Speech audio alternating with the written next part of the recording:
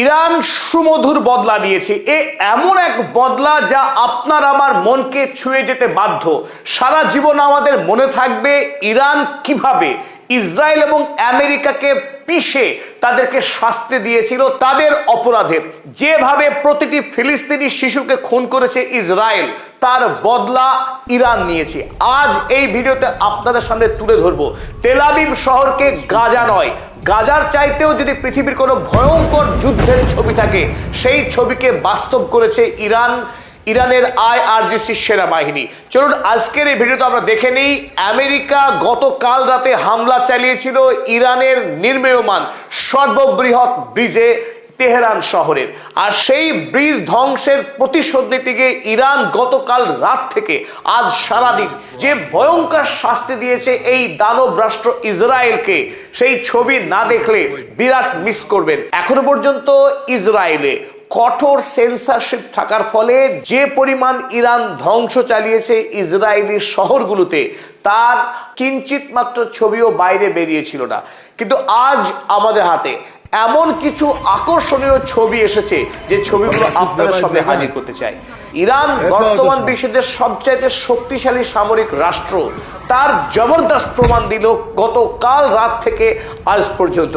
আর এতেই আমেরিকার সমস্ত যুদ্ধ গোয়েন্দা যারা, বড় বড় থিঙ্ক ট্যাঙ্কের মাথা যারা, যাদের মাথায় এতদিন গোবর ছিল, সেই গোবরের মধ্যে আবার পদ্ম ফুটছে। তারা বলছে ইরানের কাছে যতগুলো মিসাইল স্টক ছিল তার অর্ধেকও শেষ হয়নি, না হলে ইরান এইভাবে ইসরায়েল এবং মার্কিন ঘাঁটির উপরে হামলা চালাতে পারে না।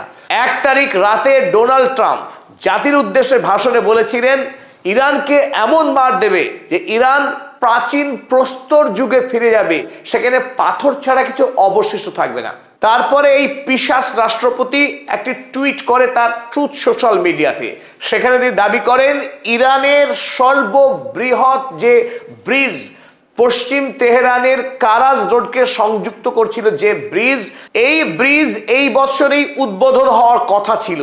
তার আগেই এই মার্কিন এবং জায়নবাদী ইসরায়েলি রাষ্ট্রের ওই বোমারু বিমান বাহিনী আকাশ থেকে এসে বোমাবাজি করে সেই ব্রিজকে ধ্বংস করে দেয়। এবং সেই খবর কত গর্বের সঙ্গে গদগদ করে এই মনস্টার ইন চিফ, তিনি দানবদের সম্রাট ডোনাল্ড ট্রাম্প, তিনি ট্রুথ সোশ্যালে পোস্ট করেন। কিন্তু খেলা শুরু হয় তারপর গত রাত থেকে আজ সারাদিন ইসরায়েলের তেল আবিব শহরে কি ভয়াবহ ধ্বংস চালিয়েছে ইরান, তার প্রতিটি ছবি আপনার আমার মনের মণিকুঠায় সারা জীবন বন্দী থাকবে, আমাদের দৃঢ় বিশ্বাস। চলুন সেই ছবি আমরা একে একে দেখব। এবং আমাদের চোখে যে তৃষ্ণা ছিল, এতদিন ধরে আমাদের বুকে যে সীমাহীন বেদনা বহন করে নিয়ে বেড়াচ্ছিলাম, ইরানের একটার পর একটা নেতা যখন শহীদ হচ্ছিলেন, মার্কিনী আগ্রাসনে যখন ইরানি বালিকারা খুন হয়ে যাচ্ছিল, তখন আমাদের মধ্যে যে সীমাহীন যন্ত্রণা হয়েছিল, সেই যন্ত্রণা আজ অসুল হবে, তাতে কোনো সন্দেহ নেই। চলুন দেখে নিই সেই ছবিগুলো। এই ছিল পশ্চিম তেহরানের নির্মীয়মান ব্রিজ, যে ব্রিজ বিশাল পরিমাণ অর্থ ব্যয়ে দীর্ঘদিন ধরে নির্মাণ হচ্ছিল। এই বছরে এই ব্রিজ চালু হওয়ার কথা ছিল। তার আগেই দেখুন এই বোমা বর্ষণের ফলে ভেঙে পড়ছে তার কয়েকটি অংশ। যদিও গুরুত্বপূর্ণ বিষয় এই ব্রিজের বৃহৎ অংশ অক্ষত রয়েছে, মাঝখানের কয়েকটি স্ল্যাব ধ্বংস হয়েছে, কিন্তু আগামীতে অল্প সময়ের মধ্যেই এই ব্রিজকে আবারও পুনর্নির্মাণ করা যাবে এবং আশা করা যায় 2027 সালের মধ্যে এই ব্রিজ চালু করে ছাড়বে ইরান। কিন্তু এই ব্রিজ ধ্বংসের প্রত্যাঘাত, তার রিটালিয়েশন যে কি মারাত্মক হতে পারে, আপনারা দেখুন এই ছবি, তেল আবিব শহরের ছবি। রাস্তায় চলমান বাস ওই অবস্থায় দাঁড়িয়ে রয়েছে, ধ্বংস হয়ে গেছে গোটা বাস। গোটা এলাকাতে কংক্রিটের চাই ছড়িয়ে রয়েছে, ওদিকে বহুতল বাড়িতে দাও দাও করে আগুন জ্বলছে। শুধু একটি বাড়ি নয়, এন্টায়ার এনক্লেভ, টোটাল ব্লকটি এখন ভস্মীভূত হয়ে গেছে এবং গাড়িগুলো সব ছারখার হয়ে গেছে। বহু দামি এই গাড়ি ভস্মীভূত হয়ে গেছে। যদি এই হামলাতে যদি ইসরায়েলি শত্রুপক্ষ যদি খুন না হয়, তবে আর কোন হামলায় খুন হবে? ইসরায়েল বলুক আর না বলুক, এই মুহূর্তে ইসরায়েলে মৃত্যু মিছিল চলছে।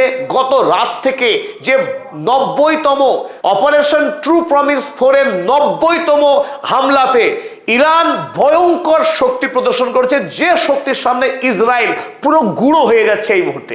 একটার পর একটা বিল্ডিং দেখুন সেকেন্ডের মধ্যে আক্রান্ত হলো, যখন ধোঁয়ার পাহাড় উঠছে আকাশব্যাপী, তার এক মুহূর্ত পরেই যেভাবে টুইন টাওয়ার ধ্বংস হয়েছিল সেই ভয়ানক ছবি গোটা পৃথিবীর মানুষকে আতঙ্কিত করেছিল। দেখুন এই মুহূর্তে দাঁড়িয়েছে বিল্ডিং এবং মুহূর্তের মধ্যে কিভাবে ধোঁয়ার সাগরে ডুবে গেল, জাহাজ যেমন ডুবে যায় গভীর সাগরে, সেইভাবে তেল আবিব শহরের একটার পর একটা বাড়ি ভস্মীভূত হচ্ছে। ইরান থেকে বিদ্যুৎ বেগে ছুটে আসছে মিসাইল, আর সেই মিসাইল মুহূর্তেই ধোঁয়ার কুণ্ডলিতে পরিণত হচ্ছে। গোটা বিল্ডিং এক মুহূর্তে তলিয়ে যাচ্ছে ধোঁয়ার সাগরে। এই ছবি সারা জীবন মনে থাকবে দর্শকদের, এটা আমার দৃঢ় বিশ্বাস যে এই শিক্ষাই দরকার ছিল ইসরায়েলের জন্য। কারণ বিনা প্ররোচনায় যুদ্ধ অপরাধী বেঞ্জামিন নেতানিয়াহু তার 40 বছরের স্বপ্ন পূরণ করার নামে ইরানে যে বর্বরতা দেখিয়েছে, যে বর্বর আক্রমণ চালিয়েছে ইসরায়েল এবং আমেরিকা, সেই আমেরিকাকে এই যোগ্য জবাবই দরকার। ফিলিস্তিনি জনতাদের ওপর যেভাবে বর্বরচিত কায়দায় গণহত্যা চালিয়েছে, তাদের মুখের খাবার কেড়ে নিয়েছে এই পাশবিক ইসরায়েল রাষ্ট্র, তার জন্য এর চাইতে ভালো উপহার আর কি হতে পারে? আরো একটি বিল্ডিং এলাকা দেখুন, আজকের ঘটনা। পুরো বোম্বিং হওয়ার পর গোটা বিল্ডিং এর বাইরের দিক ভেতরের দিক সম্পূর্ণরূপে ধ্বংস হয়ে গেছে। এখানে যে বাড়ি ছিল সেটা এখন বিশ্বাস হচ্ছে না, কি পরিমাণ শক্তি ছিল সেই মিসাইলের। তিনি জানাচ্ছেন যে নিম্ন কক্ষে, যেখানে মাটির তলায় বাংকারে এই কিছু পরিবার বেঁচে গেছে, কিন্তু গোটা বিল্ডিং ধ্বংস হয়ে গেছে। চারিদিকে ক্লাস্টার বোম ফেলার সম্ভাবনা সব থেকে বেশি।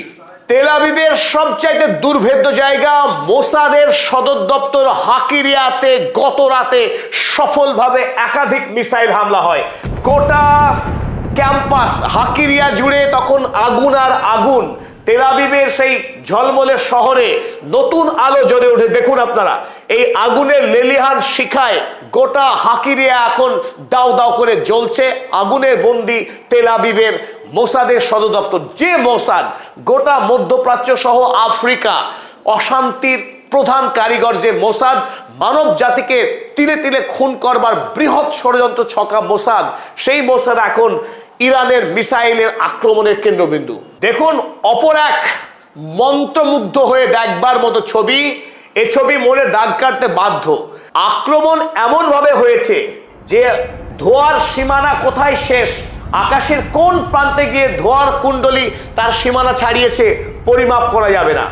আক্রমণের তীব্রতা এত ভয়ঙ্কর ছিল, বিস্তীর্ণ অঞ্চল জুড়ে কালো ধোঁয়ায় আকাশ ছেয়ে গেছে, এক সুবৃহৎ ধোঁয়ার কুণ্ডলী।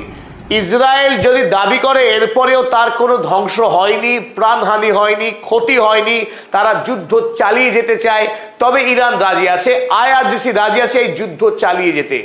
আমেরিকা যুক্তরাষ্ট্রের ক্রিমিনাল গ্যাংস্টার প্রেসিডেন্ট ডোনাল্ড ট্রাম্পকে এইরকম শিক্ষা দেওয়া দরকার রক্ত পিপাসু বেঞ্জামিন নেতানিয়াহুকে, যারা নিরীহ ইরানি জনতার উপরে এই বর্বরচিত আক্রমণ শুরু করেছে। মার্কিন জনতা এমনিতেই কাঁদতে শুরু করেছে। এখন আমেরিকাতে জনগণের কান্না এটা একটা স্বাভাবিক দৃশ্য। গ্যাস, ডিজেল, পেট্রোলের দাম যে হারে বেড়েছে, খাবারের জিনিসপত্রের দাম এমন হারে বেড়েছে, আমেরিকার অন্তত 50% মানুষের জীবন ইতিমধ্যেই নরক যন্ত্রণা সামিল হয়েছে।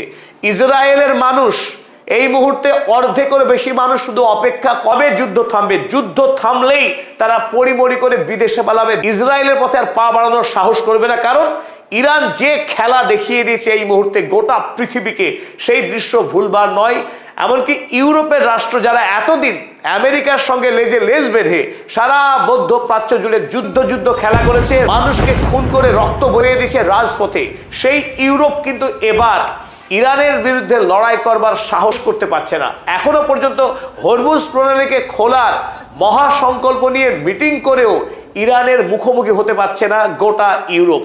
তাই আজকের যে দৃশ্য আমরা দেখলাম, সেই দৃশ্য সত্যি ইরানকে ধন্যবাদ জানাতে হয়, আইআরজিসিকে ধন্যবাদ জানাতে হয়। কারণ যারা আগ্রাসী সাম্রাজ্যবাদী, যারা রক্ত পিপাসু, তাদেরকে পাল্টা মার না দিতে পারলে পৃথিবীতে শান্তি প্রতিষ্ঠা অসম্ভব। তাই পশ্চিমী দুনিয়ার, বিশেষ করে আমেরিকা যুক্তরাষ্ট্র এবং ইসরায়েল, তারা যে ভাষা বোঝে সেই ভাষাতেই কথা বলছে এখন ইরানের আইআরজিসি। সকলকে আরো একবার ধন্যবাদ। যারা এখনো পর্যন্ত পদাতিক চ্যানেল সাবস্ক্রাইব করেননি তাদের উদ্দেশ্যে বলছি, পদাতিক গুজব নয়, অসার কথার ডালি নয়, কেবল তথ্যভিত্তিক সংবাদ এবং তার সঠিক বিশ্লেষণ করে থাকে। তাই ইরান যুদ্ধের সকল আপডেট পেতে, নির্ভুল সংবাদ পেতে আপনারা পদাতিক চ্যানেল সাবস্ক্রাইব করুন।